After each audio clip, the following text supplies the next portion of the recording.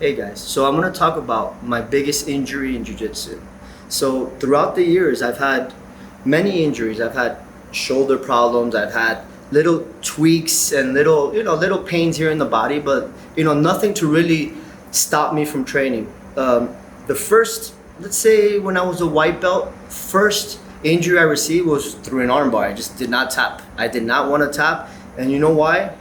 Ego. When you're young, when you're 24, 25, you just don't want to tap. We have big egos at 25. So I learned my lesson. From there on, I'm gonna tap. I still see some guys when they're training, they tap in the last minute. I do not recommend that. If they have your arm, they have you trapped, go ahead and tap. Now, if you're more experienced and you know how to do late escapes, then try the late escapes. But if you have a lot of experience, okay? Now, the major injury that I had was I had a meniscus repair. I mean, luckily it wasn't an ACL or anything like that. But it happened. I got caught in I don't know if you guys know, a clover leaf submission. It's kind of like a leg lace submission. And honestly, I was feeling like a little pain in my calves. And I'm like, I'm not going to tap to this guy. I'm not going to tap to this guy. And then all of a sudden, pop, my knee just popped, So, guys, tap early. That's my main advice. Tap early, okay? And then what happened is I was out for 6 months. And what really helped me is that I went once or twice a week. I went to the academy and I was just watching people roll.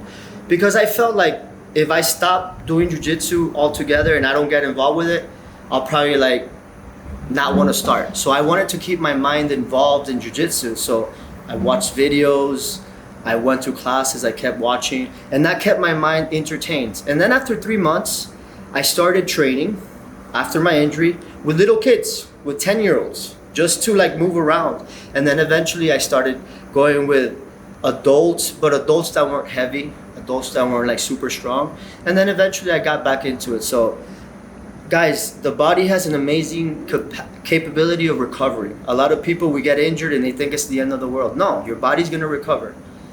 It's always gonna recover.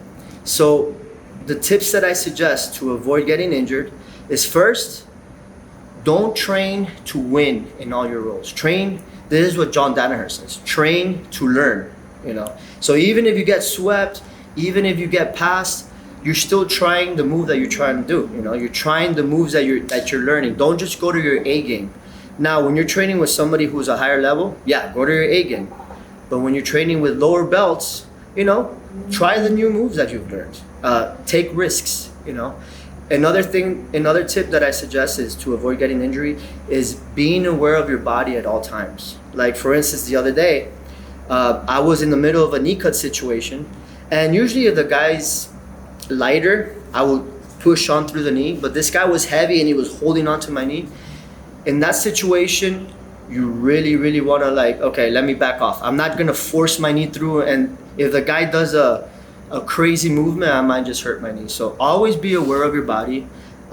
If you're not sure of the situation, back off. Don't go further into a situation and you can mess up your body. Also, sometimes we get caught in things that it's not a submission, but your body is contorted and it hurts. Tap. There's nothing wrong with tap. My main advice is, when you train, have body awareness. Don't always train to win. Don't check your ego at the door. We're not here to win every roll. We're here to learn. And then when it comes competition time, then you could turn it up and then you could train to win. But when you're not competing, train to learn. Also, try going 70%. Don't go 100%. You don't have to go balls to the walls all the time. When you go 70%, you're not seeing red, and you're seeing the moves in front of you. You could slow down. You could actually do the technique a lot better. Okay, so those are my few tips. Trust me, you don't want to get knee surgery like I did. And like I said, it's because I didn't tap. That's because of my ego. I'm not tapping to this guy. So forget about I'm not tapping to this guy. If you want to come and train another day, just tap early. Okay? So that's my tips.